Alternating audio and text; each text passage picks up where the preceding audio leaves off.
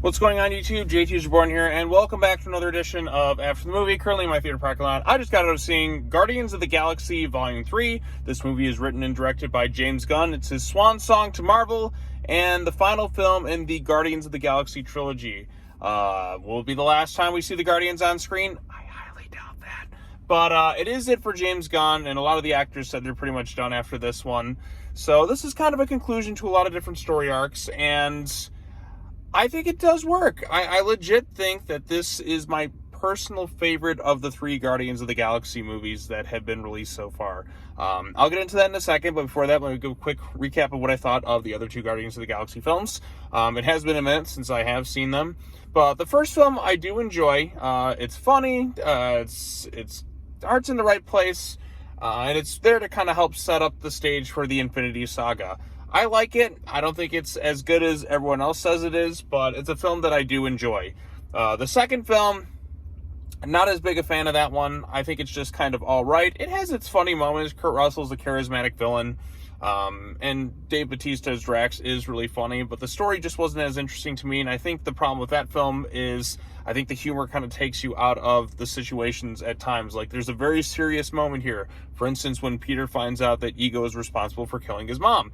And then it's immediately cut to Ego turning into David Hasselhoff, which is funny, but it takes me out of the emotional scene. It just didn't work for me in that regards. But there are some highlights to it. I thought Michael Rooker as Yondu has the best aspect of the entire film. There are some memorable bits. It's got some quotable lines. It's not the worst thing in existence. It's not that great in my humble opinion. I think it's just kind of all right. Then we move on to Guardians of the Galaxy Volume 3, which I did look, and out of the three films, it's the lowest rated. Oh, actually, before one thing, the holiday special was pretty great too. So it's only like less than an hour long, but I had a lot of fun with it. I laughed quite a bit. And like I said, for something that needed to be more lighthearted, I think the holiday special works in that regard. So, and then there was like a great little Disney Plus thing. I never saw that. And, there's been some what if stuff, but the point is, let's get to the last film at this point. But I noticed that this one actually had the lowest ratings in terms of reviews out of the three films in the series. And after watching it, I'm kind of the opposite of it, to be honest. I actually like this one the most of the three. It's not entirely focused on setting up the rest of the MCU. This is pretty much a standalone movie entirely. I mean, if you watch the three other Guardians films and their appearances in Infinity War and Endgame, that's kind of where, because a lot of character stuff kind of carries over from that with Gamora and Nebula in particular. You don't necessarily have had to have seen Thor or Thor Love and Thunder with the Guardians appearing in that one. This is a much better movie in that one. But this is a much darker film and more serious film than the previous two, and I think that's why I gravitated towards it a lot more than I did the first two films at this point. And plus, like I said, this is we know these characters. They've been around for a decade at this point. We know who they are, and there's some good development with each of them.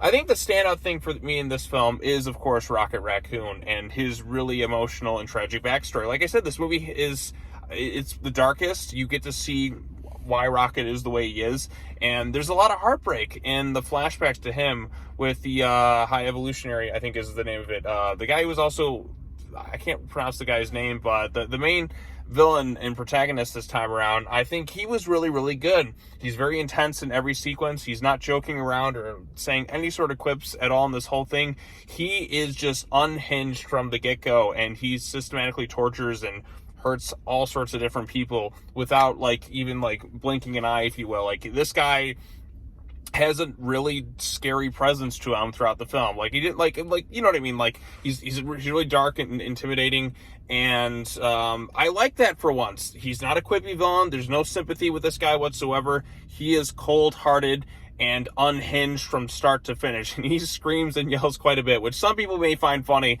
but for me, he the actor in every scene, you just can't take your eyes off him. I thought he did a tremendous job. So other things I think that didn't quite work for me as well in this one, I don't think the soundtrack's quite as good as in the previous films. I feel like it suited the movies beforehand a little bit better, because here it just feels like they're kind of randomly shuffling on different songs within a playlist. It doesn't feel as natural or organic as it was was before. I just felt like we had to have songs because the other films did have songs. Sometimes the songs have more meaning to it and fit the scenes, but other times it just feels like, okay, the first film had that iconic soundtrack. Let's kind of carry that over into this one. So yeah, and then another thing that I felt like didn't quite work for me as much is the character of Adam Warlock. Now, this was briefly set up in Guardians of the Galaxy Volume 2, and then he kind of feels like a bit of an afterthought in this film. Like, okay, we set him up in the previous film, now we have to kind of include him into this thing, when he's just kind of there as more of a bounty hunter, kind of working for those gold people in Volume 2 to try and get Rocket Raccoon and give him to the High Evolutionary, if you will, and that's pretty much his role in the entire movie. He has, I guess, a few funny bits, but he was kind of underutilized, and in all honesty, you probably could have cut him out entirely, but he's just there, and I'm sure they'll utilize him more in future stuff. But like I said, the stuff that works best for me, it is a much more serious film. It is more darker. There are some funny bits in here, but it's not as gut-busting, I think, it's not quite as funny or as quotable, per se, as the first two films, but I think it actually works better in that regards, because not every serious scene is undercut with a joke, if you will, like Volume 2 does. I think that was a problem with Volume 2. Case in point, the Ego telling Peter about how he killed his mom, and immediately turning into David Hasselhoff, which just takes me completely out of the scene. This one, like I said, is a lot more serious, a lot more emotional, and the scenes with Rocket and the flashback stuff is really intense and hard to watch. There's some great action in this thing. There's a really creative hallway fight scene. And like I said, there's some really, really strong stuff with Rocket Raccoon. To me, that's the highlight of the movie for me. Quill has its moments. I also love the fact that this film kind of rectifies some issues I had with Avengers Endgame. For example, in Avengers Endgame, Peter Quill returns to Earth, and nothing ever comes of that. It's like, it's his first time back on the planet. It's like it was brushed aside. That's been bothering me for the past couple years. This film actually addresses that. And you have Peter kind of having to come to terms with the fact that he has to return home. And the stuff with the story in that regards is quite interesting. So I guess I should get into spoilers at this point. But I do recommend Guardians of the Galaxy Volume 3. It's the best film of Phase 5. I know Ant-Man and the Wasp: Quantumania was a bit of a mess, but I actually quite like this one. Like I said, I liked it a lot more than Volume 2. I think I enjoy it more than Volume 1. Yeah, it's not as funny or probably not as quotable, but I think the stuff with Rocket is so strong, and I think the villain is a lot better than the first two films. God, I can't even remember what the villain was in the first movie at this point. What was this? Ronan, that's right. See, like I said, he was just kind of bland and forgettable, and, you know, Ego is Kurt Russell, and I always like Kurt Russell just fine, but I think the villain this time around was just a lot better. Like, I mean, this guy's much more imposing.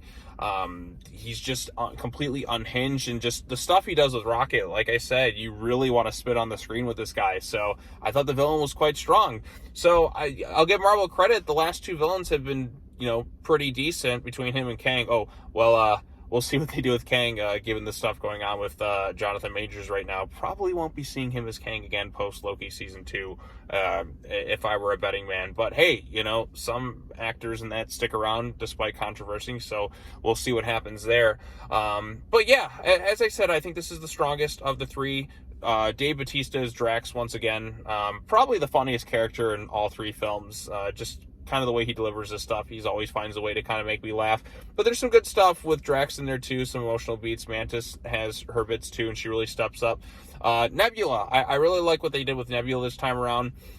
Just kind of how she's grown. I think out of all the characters, she's definitely grown the most since the first Guardians of the Galaxy film. Seeing kind of where she's at this point in time. She even has kind of a maybe thing going on with Peter Quill, because, as you know, Quill is really depressed over what happened with Gamora and how she came back. And I like the fact that it's not a retread of what we did before. It's not like Gamora is necessarily falling for Quill again. She is past Gamora. She's really kind of cold-hearted towards him, if you will. And like just seeing the toll that it has on Peter, how he lost the woman he loves, and then she's back as someone that he doesn't really recognize. I think some of the stuff there is quite good. And the acting all around, I think, is really solid. Definitely the best of the films. Like I said before, not every joke necessarily lands. There's some stuff with James Gunn's brother and him and this dog, and it's like just kind of a joke that's kind of carried around, like, oh, he calls Cosmo the dog.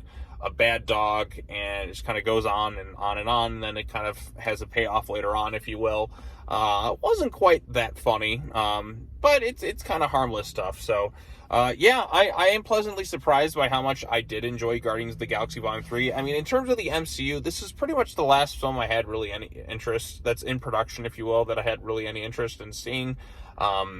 Mainly because it is James Gunn's swan song. So, with the Guardians films, at least they're more heavily character focused, and this one is not focused on setting anything up for future things. It is solely a Guardians of the Galaxy focused story, which at this point I'm like, you know what?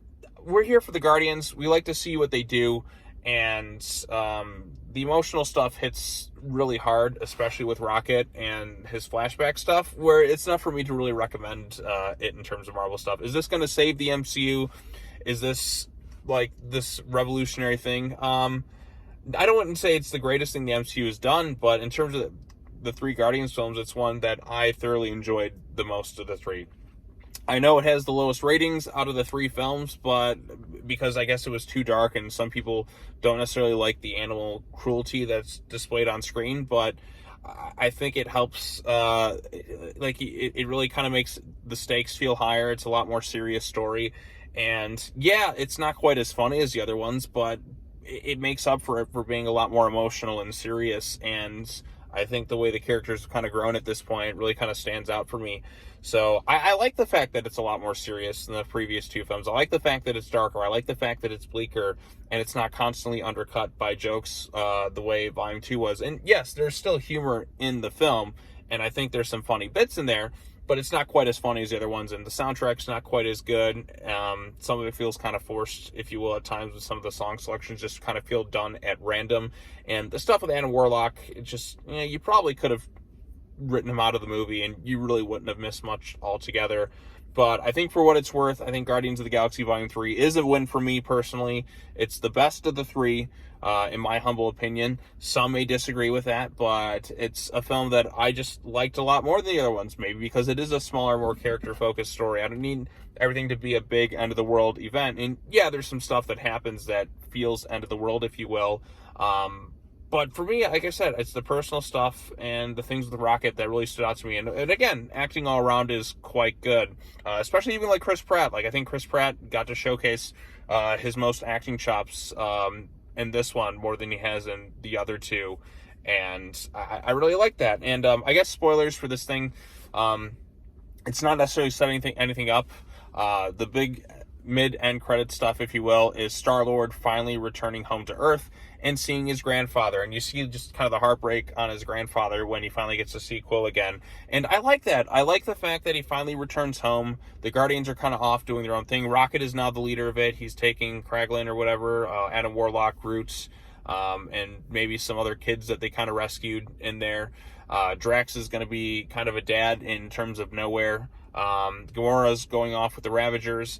And the Guardians all kind of go their separate ways. I think it's a nice bit of closure. It's not totally 100% the end. I was expecting at least one of the characters to die in this film, but you really don't see that. Although I do wonder what happened to the main villain in the movie, because Rocket doesn't kill him, but you don't exactly see a body.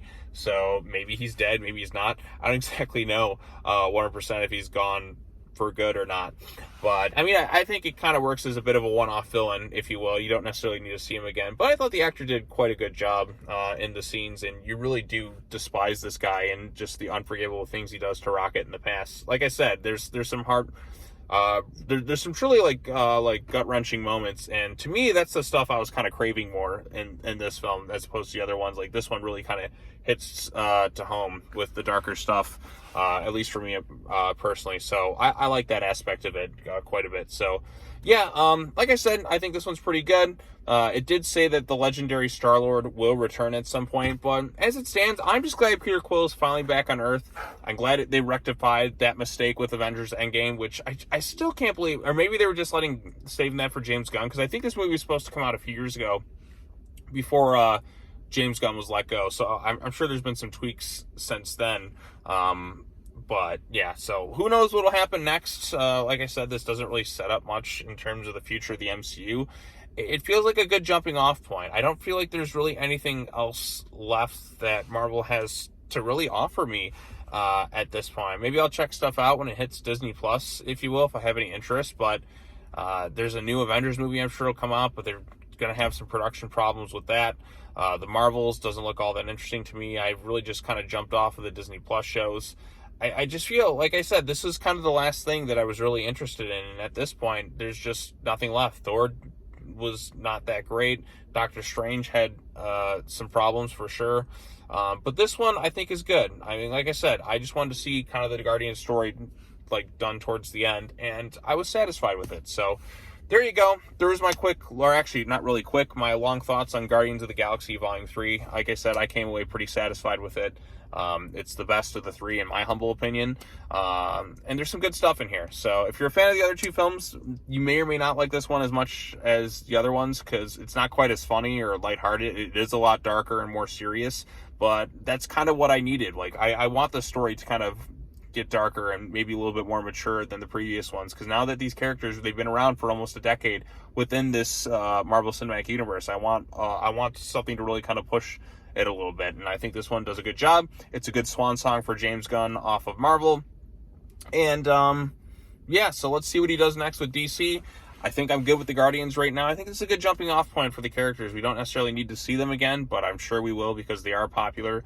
But the MCU just doesn't really feel like it has much of an interesting direction left. I just feel like, okay, I'm kind of tapped out at this point. So unless you do something that really kind of captivates me, like I said, this is the first Marvel movie I've really enjoyed since Spider-Man No Way Home. And this is the first one, like, within the MCU, actually, that I've genuinely really liked since Avengers Infinity War. Because, I mean, No Way Home is in the MCU, but that's kind of like mostly a Sony film as opposed to like an MCU film.